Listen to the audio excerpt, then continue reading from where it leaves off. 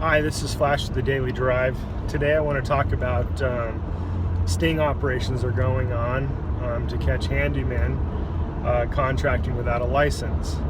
Specifically, today I'm talking about California and Nevada because I have interviewed several handymen that have been caught in these stings, and first I do want to say that I do agree with sting operations in situations to catch people doing wrong. They do sting operations for drug dealers, and the handyman, committing a crime is wrong, and if it takes a sting to catch them, then I'm not going to say that I don't agree with them and that the sting operations can stop. So it's not about me saying, oh, leave the handyman alone and stop the sting operations.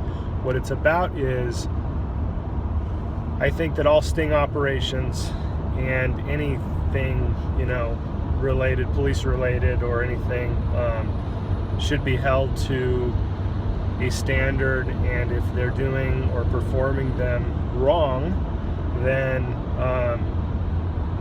something should be done about that. So, in all of my interviews, I have come across kind of the same thing. Everyone, says similar things about how it happened, what they were told, the feeling of being intimidated, what they were feeling like that they were forced to do. A lot of them feeling like, they're being forced or intimidated out of business. Even after everything is resolved, I've heard that the intimidation continues, just to make sure that they're not, if they haven't become a contractor, that they're not working as a handyman. That is the feeling that's going on.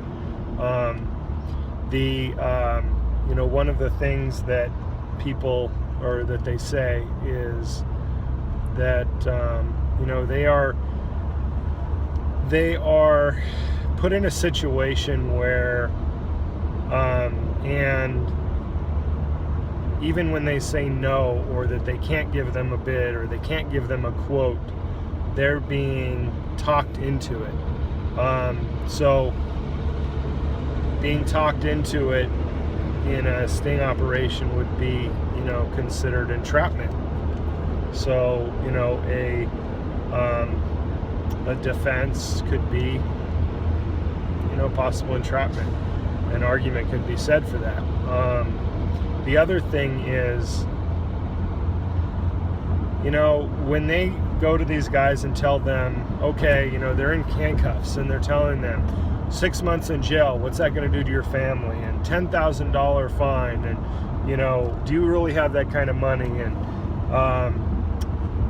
and these guys are scared, and they don't know really what their rights are, and they and then they're forced with hiring an attorney and paying a lot of money to get through this, and then the state comes in and says, oh, but if you become a contractor, we'll make all this go away.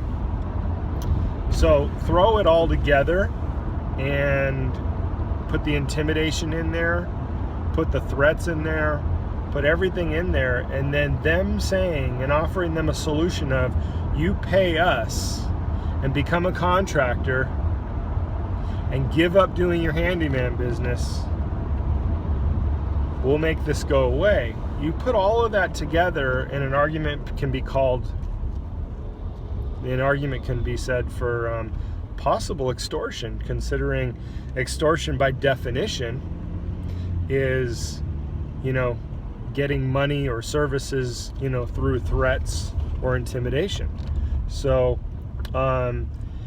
those are a couple things that I don't agree with happening. And the fact that there's so many things that are done by the state, instead of regulating these guys and treating them like a business, it just appears as though the full intent is to put them out of business. It's like a $500 fee, which, I mean, a $500 limit is, you know, a guy can't really make an honest living out of that, and they know that, and that's where that fee is. So, you know, is that just with the intent to put them out of business? Is that what that amount is for? You know, Nevada, at least $1,000 is a little more reasonable, but even then, you know, they, I don't know, they just intimidate these guys, and that's what I don't agree with. So, you know, I guess this kind of falls in that thing that, you know, by yourself, it's hard. It's hard to fight something like this when you're alone. But, you know, opening the association for all of us to come together and fight these situations together makes us strong. And, you know, if we come together, maybe we can get, you know, at least get the sting operations to be, you know, more on the up and up, and not just about catching these guys and getting them out of business and you know, gaining contractors. There's a whole other thing about the fact that they're not governing their own contractors, and I'll cover that in a new video. But anyway, just wanted to vent about the California and Nevada sting operations. You know, let me know where you get caught. Let me know where the stings are. I'll post them. I'll publish them. I'll put them on the website. I'll tell you where the sting operations are. So anyway, this is Flash on the Daily Drive. Have a good day.